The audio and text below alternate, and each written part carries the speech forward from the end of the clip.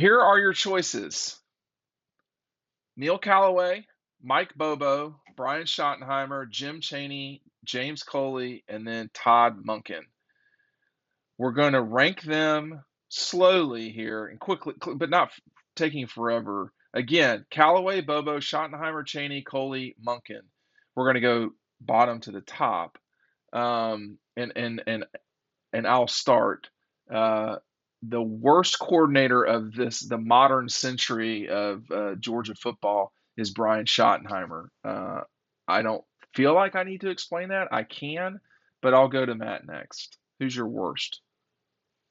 Oh, after him, I would have to say James Coley in 2019. Just not a great year. Is Schottenheimer your worst? Schottenheimer's my worst. Okay. Then I was going 4, and I would put Okay. James Coley at the number 4 spot. All right. Go ahead, Ryan. I mean, just off. I mean, Schottenheimer and Coley each only had 1 year, right? Yes. For good reason, but yeah. Wow, just coming off the top rope. I feel like 15 was worse than 19, man. 15. Yeah, it was. Yeah. 15 was worse than 19. That's all you have to say. Right. The tone bowda. Yeah, man. There were definitely some obstacles. Nick Chubb tearing his ACL doesn't help. Right. Things like that. But 15 was worse than 19. Is that Grayson Lambert too? Yes. That was 16, but yeah. 15. So 15. I mean, 15. Can't blame him for personnel, but yeah, I mean that feels worse, and I don't know how much of that is his fault, but it was worse. But Coley was bad too, just because of how drastic the dip was, right? I mean, I'm not saying I never thought Jake Fromm was phenomenal, but I mean he kind of broke Jake Fromm. Yeah, he did. It felt like is that wrong, Matt? Jim Chaney didn't help, and I think it's. Jim Chaney didn't help, and I think this is where I would put Jim Chaney probably next on that list. Okay, hold on now. So we all agree that 2, 3, 4, 5, 6. We all agree that our number 6 is between Coley and Schottenheimer, but we basically, I mean, I'm very firm that it's Schottenheimer. It sounds like 100%. Ryan's the worst. He's on the bottom. Ryan was not as.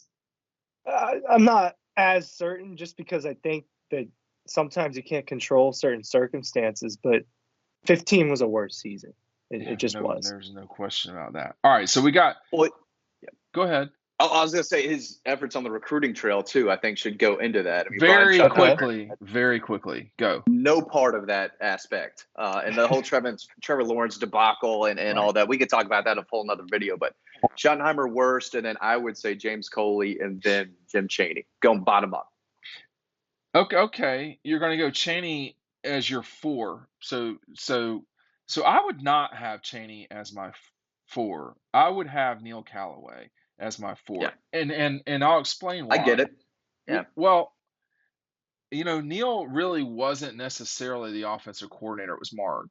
But Callaway was the guy that was there, and those were some pretty good Georgia teams. They just didn't really score a ton of points. They were the 02, 03, 04, even 01. Those teams were really predicated on the defensive side of the ball. That was a different time in this league. It's hard to imagine that's 20 years ago, but it was. Make sure that you're signing up for our newsletter. It's right down below. You can get in on these conversations that we have when we write about this stuff. Ryan, who do you have as your 4?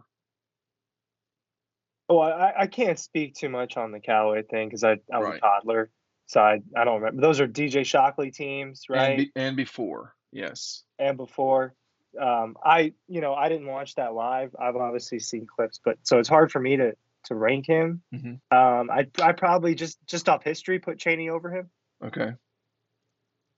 Who are the other choices? Well, we still have Bobo and Monken and Chaney and Callaway. Those are the 4. I have Callaway at 4 and then Chaney at 3.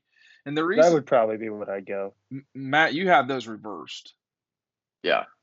Why do you have Chaney below Callaway, out of curiosity? Well, I just thought the offense kind of got worse it wasn't great in 16, but that was the first year. But 17, 18, 19, they each kind of regressed. And Jake Fromm regressed a little bit, and he had 2 stud running backs. And I just remember those early 2000 years, fondly. And they did have a lot of, good players around there. But, when I remember David Green getting better and DJ Shockley coming in I, 05, his first year, and sticking with it. I am So, old enough to remember the 2003 season, and that was a young offensive line. That was a bad Georgia offense in 03. Yeah. 02 and 04 stand out to me specifically. But 02, they scored 31 against Clemson, 13 against South Carolina, 45, 41, 27 against Alabama, 18 against Tennessee, 48 against Vandy. Kentucky was 52. It seemed like they were really good most of the time until they went up against a great defense, and then they always had trouble, whether it's Florida or LSU. Yeah. Yes, they were a pretty good offense, but I want to mix it up a little bit, and so I just put him above Channing there. Okay, I have Bobo as my 2. I think everyone has Monken as their 1, correct? Yeah. So here's the question then, with the Mike Bobo Todd Monken question.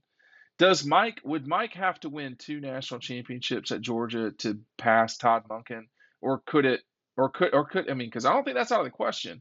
Or do you think that is there any way Mike would be able to, with 1 national championship in a season, people would be like, I don't know, maybe he was better. Heisman. So you're saying the only thing that Monken missed out on was a player winning the Heisman. And he didn't miss it by that far. Well, I mean, he was in New York. I mean, but that'd be the difference, right? I mean, if you wanted to kind of tie it up, I mean, that if he helped coach up a quarterback or other offensive player that just went off, and he definitely had a hand in it. I mean, I think that would kind of be the only thing for me. The thing, if he didn't win at least 2. The thing to me about Mike is that typically, Matt, his quarterbacks were pretty good. I mean, there were some exceptions, but like they were the engine of the offense. And Stetson was too. Don't get me wrong, under Todd Monken, but maybe not quite the way that Aaron and Matthew were. Maybe Bobo's were too quarterback centric. I don't know. Yeah, I like the potential that Carson Beck has under Mike Bobo. I think Mike Bobo would have loved a guy like Carson Beck back in the day too. I think that would have done really well. But still, to have a guy like Gunnar Stockton come through, I think the sky is the limit for Georgia's offense. And I think if they win a national championship, averaging around 40 points a game, and like Ryan said, maybe produce a Heisman Trophy winner, then he would pass Todd due to longevity. As well, you have to take in everything he's done if we're talking career. So there's the potential for him to pass Todd Monken, which is 1 national championship. But like you said, I think there's a chance they could win multiple more under Kirby. I don't know how y'all feel, but I think there's at least 2 more titles coming in Kirby's reign at Georgia. And who knows? I mean, Mike could be there the whole, way through. I mean, I mean, I guess if he, goes 3-4 years putting up 40 a game, whatever, and he gets another opportunity as a head coach, we saw what kind of happened there. Maybe he is just an OC for the rest of, however long he's coaching. Same with Will Muschamp. Is someone ever, give him another shot? It, hasn't worked out in the past. So these are 2 guys, Kirby's buddies, who could be in these same positions for quite a while. Hey, listen to these numbers of the 14 Georgia team. This is the last time Bobo was the offensive coordinator. Against Clemson, 45. Against South Carolina, 35. Troy, 66. Tennessee, 35. Vanderbilt, 44. Missouri, without Todd Gurley, and basically 1 running back and a half, which was Nick Chubb and Brendan Douglas, 34 points. Arkansas, 45 points. 20 against the Gators, 63 against Kentucky, 34, 55, and then 24 against a pretty good Georgia Tech team. They lost 3 of the 5. Let me see. They allowed 30 points or more against Carolina, Tennessee, Arkansas, Florida, Kentucky, and Georgia Tech. When people tell you that Jeremy Pruitt was a good defensive coordinator, they allowed 30 points 6 times in a season. That is astonishingly bad. But we can talk about that some other time. And of course they scored 37 against Louisville, but Mike was not the coordinator for that game. And that was the Nick Chubb game where he about ran for 400 yards against Todd Grantham. That was amazing. But I'm comfortable with this list. I would have Monken at the top. So my list was Monken, Bobo, Chaney, Callaway, Coley, and then Schottenheimer.